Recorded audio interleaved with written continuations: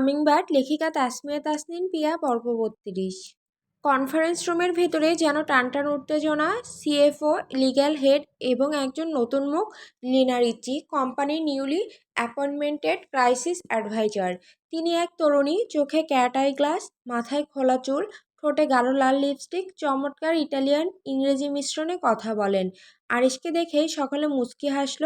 নিজেদের মধ্যে হালকা কথাবার্তা শুরু করে। মিটিংয়ে মনোযোগ দিল সবাই। লিনার নজর আরিশের দিকে।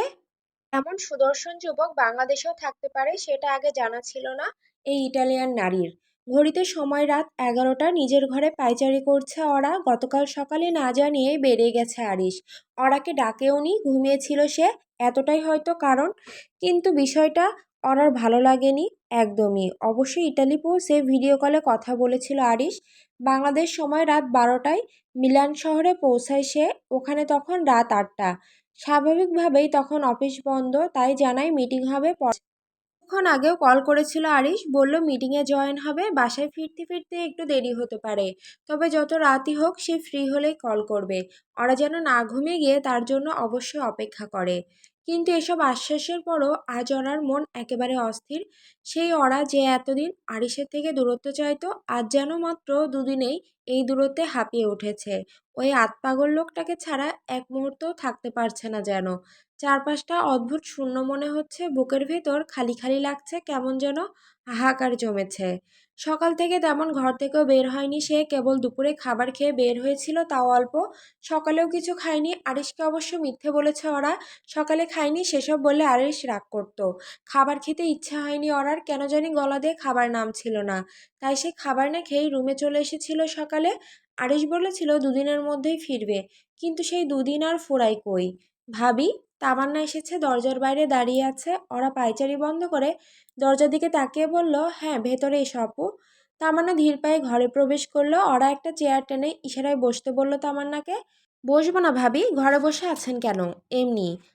জানি সব। কি জানো? কিছুটা অবাক হয়ে শুধালো ওরা। তামান্না মুচকি হাসলো। ভাইয়া নেই বলে আপনার মন খারাপ? বিষম খেলো ওরা। তামান্না আশেপাশে তাকিয়ে টেবিলের ওপর রাখা পানি ভর্তি গ্লাসটা এগিয়ে দিল তার দিকে। ধীরে সুস্থে পানি পান করলো সে। মোটেও তেমন কিছু না। আচ্ছা ঠিক আছে, বাইরে চলুন ভাবি। আপনার ননদের প্যাঁচার মতো মুখটা দেখতে ভালোই লাগছে আজ। সাভিয়া আপুর? ভ্রু উঁচিয়ে জিজ্ঞেস করলো ওরা। তামান্না হাসলো। হ্যাঁ, কি হয়েছে তার? দুপুরে শুনলাম আরিশ ভাইয়া সাভিয়া আপাকে পড়াশোনার জন্য বাড়ি থেকে অন্য কোথাও পাঠাবে, বিদেশে হয়তো। ও তাহলে তো ভালোই হবে, বিদেশে গিয়ে পড়াশোনা করবে। তাতে প্যাঁচার মতো মুখ করার কি হয়েছে? আহা ভাবি, আপনি কিছু বোঝেন না। ওরা মাথা চুলকে নিল কিছুক্ষণ। আসলেই কি কিচ্ছু বোঝে না সে? মনে মনে নিজেকে এক দফা প্রশ্ন করে নিল সে। তামান্না ওরার হাবভাব দেখে ফের বলল, আরে সাবিয়া আপা তো আরিশ ভাইয়াকে পছন্দ করে। হ্যাঁ তা করে, শুধু পছন্দ না, পারলে অন্য কিছুও করতো। ভেঙচি কেটে বলল ওরা। কিন্তু বলার পরেই নিজের ভেতরটা কেমন চুপসে গেল। জেলাস সে। অসহায়ের মতো তাকিয়ে রইল তামান্নার দিকে। কেন এমন লাগছে, কেন বুকটা খচখচ করছে, সেটা নিজেই ঠিক বুঝে উঠতে পারছে না এই বেচারি। সে যাই হোক ভাবি, মূলত আরিশ ভাইয়ের থেকে দূরে চলে যেতে হবে বলে তার এই প্যাঁচার মতো মুখ করে থাকা। তা হঠাৎ আরিশ এমন সিদ্ধান্ত নিলেন কেন? তোমার জুসে মদ মিশিয়েছিল ওই পেতনি। ওরা চমকালো, বিস্ময়ে চোখ বড় করে বলল, সত্যি সাভি আপু করেছিল? হুম। চুপ করে রইল ওরা। মেয়েটার মনে এত বিষ। সামান্না ঘর থেকে বেরিয়ে যেতে যেতে বলল, খাবার খেতে আসুন, আমি গিয়ে খাবার গরম করছি। ওরা কোনো জবাব দিল না। এক মুহূর্তে যেন চিন্তায় ডুবে গেল। মায়ের একটা কথা ভেসে উঠল মনে, ঘর আর বর সামলিয়ে রাখতে হয়। কিছু নারী থাকে যারা নিজে থেকে পুরুষ মানুষের মাথা ঘোরাতে চায়। সাভিয়ার ক্ষেত্রে কথাটা হুবহু মিলে যাচ্ছে। তপ্ত একটা নিঃশ্বাস ছেড়ে চোখ বন্ধ করলো ওরা। আরিশের ব্যাপারে সে কোনো ছাড় দেবে না, একটুও না। ভবিষ্যতে কি হবে সেটা জানে না ওরা, কিন্তু এই মুহূর্তে, এই বর্তমানে আরিশ তার স্বামী, আর স্বামীর ভাগ তা কোনো মেয়েই মেনে নিতে পারে না। ওরাও সেই নিয়মের বাইরে নয়। রাত 10টা। মিলান শহরের রাস্তাগুলো এখনও ভিড় আর জীবন ঘনিষ্ঠতায় পূর্ণ। আকাশে উজ্জ্বল তারাগুলোর মেলা, আর হালকা বাতাস শহরের অট্টালিকাগুলোর মাঝে বয়ে যাচ্ছে। আরিশ মিটিং শেষ করে কালো রঙের রোলস রয়েলস ফ্যান্টম গাড়ি থেকে নামলো। গভীর ভাবে রাস্তার দিকে এগিয়ে যাচ্ছে সে। তার চোখে এক ধরনের কঠোরতা, মনের মধ্যে কিছু চিন্তা ভীষণ তীব্র। অফিসের বিষয়গুলো নিয়েই চিন্তিত সে। আরিশ এগিয়ে যাচ্ছে, গেট পেরিয়ে বাসার দরজার দিকে এগোলো। তার মন এখন একেবারে অরার দিকে। বাসায় ঢুকতে ঢুকতে অরাকে হোয়াটসঅ্যাপে একবার কল দিল সে, কিন্তু কল রিসিভ করলো না ওরা। হাত ঘড়ির দিকে তাকিয়ে সময় দেখে নিল আরিশ। ইটালির সময় 10টা 15 বেজেছে। তার মানে বাংলাদেশে এখন গভীর রাত। নিশ্চয়ই ওরা ঘুমিয়ে গিয়েছে। লম্বা নিঃশ্বাস ফেলে দরজা লক ঘুরিয়ে ফ্ল্যাটে ঢুকলো চুপচাপ। ডিনার আগেই সেরে নিয়েছে, তাই এখন দরকার একটা লম্বা ঠান্ডা শাওয়ার। কিছুক্ষণ পর আরিশ ওয়াশরুম থেকে বেরিয়ে আসলো। তার শরীরের ওপর থেকে টপ টপ করে পানি ঝরছে। তার ত্বক স্নিগ্ধ আর মোলায়েম দেখাচ্ছে। মাথার চুলগুলো কিছুটা ভিজে আছে আর মুগ্ধকরভাবে তার ঘাড়ের কাছে কিছু কিছু বুদে আসছে। সে তোয়ালে দিয়ে তাও গা মুছে নিচ্ছে। এক হাতে তোয়ালে ধরে অন্য হাতে চুলের মধ্যে আঙুল চালাচ্ছে। তার চোখগুলো কিছুটা বিষণ্ণ, তবে সেই গভীরতা ছিল কেবল অরার জন্য। মেয়েটাকে বড্ড মনে পড়ছে তার। দুটো রাত অরাকে ছাড়া কাটাতে হচ্ছে ভাবতেই অস্থির হয়ে উঠল আরিশ।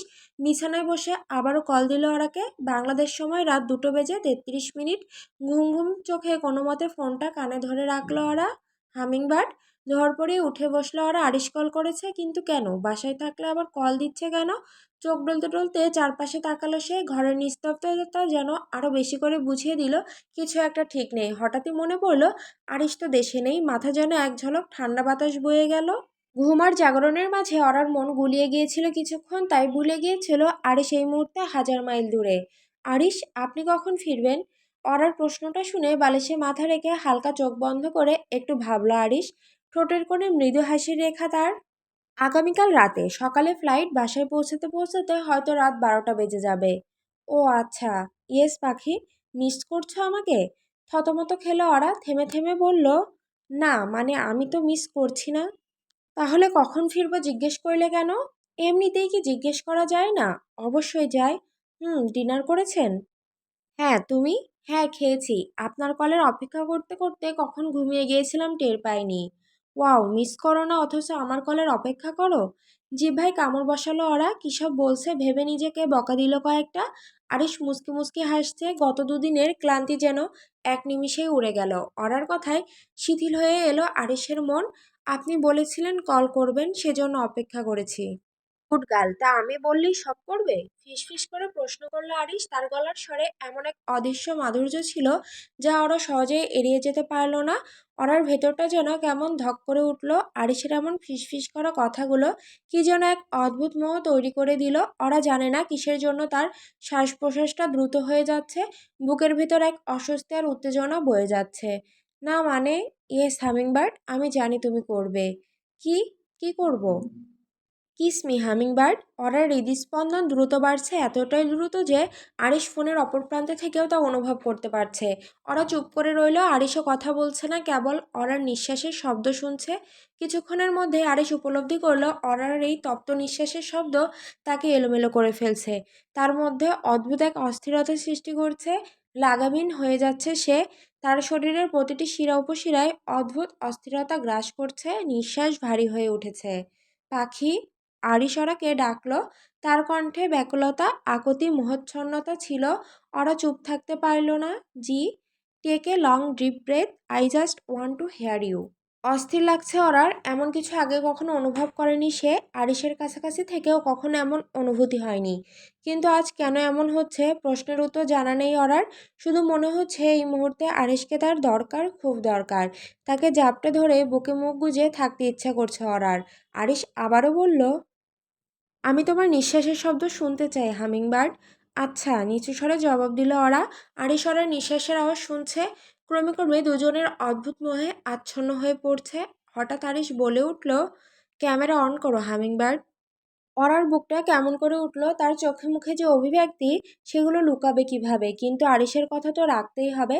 না বললে তো শুনবে না সে। অরার নীরবতা আরিশকে আরো অবাধ্য করে তুলছে। খানিকটা তাড়া দিয়ে এবার বলল, তাড়াতাড়ি করো। দেরি করলো না ওরা। কাপা হাতে ক্যামেরা অন করলো। তবে ঘর অন্ধকার, স্পষ্ট কিছু দেখা যাচ্ছে না। সেই অন্ধকারেই যেন জমে আছে হাজারো না বলা অনুভব। লাইট অন করো বেবি। অরা লজ্জায় গুটিয়ে গেল। বেবি? এসব কি বলে ডাকছে লোকটা? ধ্যাত। তবুও অনিচ্ছা সত্ত্বেও বাতি জ্বালিয়ে দিল সে। আলো জ্বলার সাথে সাথে আরিশের মুখে স্বস্তির ছায়া নেমে এলো। এখন সে ওরাকে স্পষ্ট দেখতে পাচ্ছে। মেরুন রঙের থ্রি পিস গায়ে চুলগুলো বিনুনি করা। ওরার এই ঘরোয়া রূপটা অদ্ভুতভাবে আরিশের হৃদয়ে ঢেউ তুলে দেয়। রাতে নাইট ড্রেস পরতে পারে না ওরা, স্বস্তি পায় না কোনোভাবেই। তাই প্রতিদিনের মতো আজও থ্রি পিস পরে ঘুমাতে গিয়েছিল। আমার দিকে তাকাবে না? সময় নিয়ে ফোনের স্ক্রিনে তাকালো ওরা। সদ্য গোসল সেরে আসা আরিশকে দেখে তার চোখ স্থির হয়ে গেল। ভেজা চুল, স্নিগ্ধ মুখ আর উন্মুক্ত ভেজা শরীর, সব মিলিয়ে এক রহস্যময় আকর্ষণে ভরে আছে পুরুষটা। ওরার বুকের মধ্যে যেন হালকা কাঁপন উঠল। গলায় দলা পাকানো একটা অনুভূতি নিয়ে শুকনো ঢোক গিলল সে। গোসল করলেন? হ্যাঁ, সারাদিন বাইরে ছিলাম। তাছাড়া অফিস থেকে ফিরে তো প্রতিদিনই গোসল করি। ও হ্যাঁ, তাই তো। সন্দেহ করে না বউ পাখি। বউ পাখি বা ডাকটা তো ভীষণ কিউট। মুচকি হাসলো ওরা। না না, আমি ওরকম কিছু মিন করিনি। I know all that. I was just joking. ও। আরিশ ফোনের স্ক্রিনে কপাল ছুঁয়ে নরম গলায় বলল, আমার মতো করো। একটুও না ভেবে বিনা প্রশ্নে ওরা নিজের কপালটা ঠেকিয়ে দিল ফোনের স্ক্রিনে। তাদের মাঝে হাজার মাইল দূরত্ব, কিন্তু এই মুহূর্তে সব ম্লান। কেবল একটা কাচের পর্দার কপালে রেখে থাকা দুজন মানুষ। এখন চোখ বন্ধ করো, অনুভব করো আমার কপালের সঙ্গে তোমার কপাল ঠেকেছে। আরিশের কণ্ঠে মোহাচ্ছন্ন কমলতা। অরার চোখ দুটো ধীরে ধীরে বন্ধ হয়ে আসতে, মুহূর্তে যেন সব শব্দ নিস্তব্ধ হয়ে গেছে। নিঃশ্বাসটাও আটকে আসছে হালকা করে। একটা ঠান্ডা কাচের ওপারে আরিশ, অথচ অনুভবে তার গায়ের উষ্ণতা যেন ছুঁয়ে যাচ্ছে অরার ত্বক। মুচকি হাসলো অরা, তার ঠোঁটে প্রশান্তির হালকা কম্পন। হুম, আজকের রাতটা একা থাকো, আগামীকাল থেকে আর একা থাকতে হবে না। আচ্ছা, মনে হয় আমাকে কাছে পাওয়ার জন্য তুমি অপেক্ষা করছো, তাই না?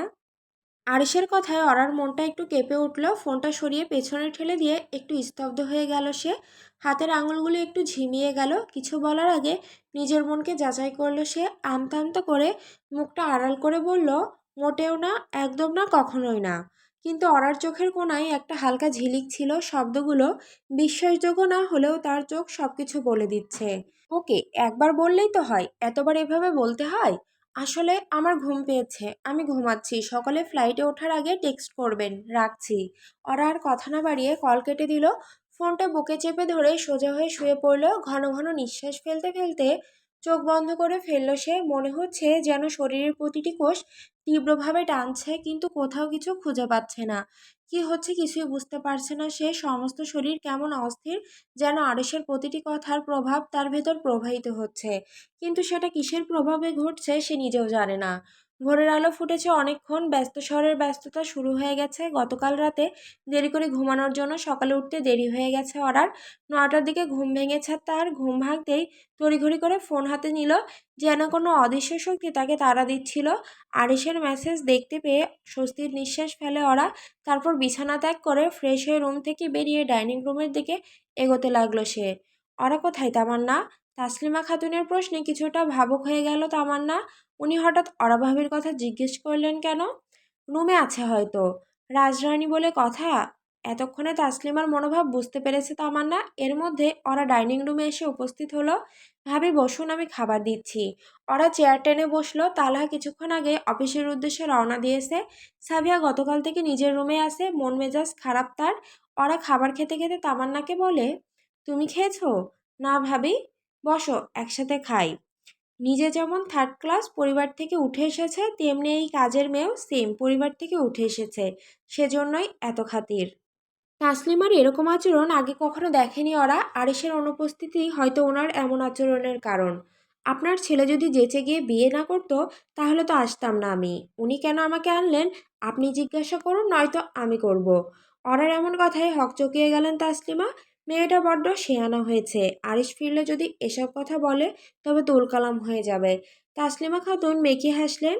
মাশাল্লাহ, তুমি আসলেই ভালো মনের মানুষ। এভাবে বললাম তোমাকে, তবুও রাগ করলে না, একটু বাজিয়ে দেখলাম তোমাকে। তামান্না ঠোঁট টিপে হাসছে। ওরা নেহাত হাসতে পারছে না বলে চুপচাপ খাচ্ছে। সবকিছু আপনাদের দোয়াতে। বেঁচে থাকো তোমরা, থাকো, আমার খাওয়া শেষ। ওরা মাথা ঝাঁকিয়ে হ্যাঁ বলল। তাসলিমা খাতুন ডাইনিং রুম থেকে বেরিয়ে গেলেন। তামান্না খিলখিল করে হেসে বলল, খাওয়া তো শুরু হবেই, ভাবির কথাটাই পেট ভরে গেছে। বসো বসো, খেয়ে নাও জলদি। তামান্না হাসি মুখে খেতে বসলো।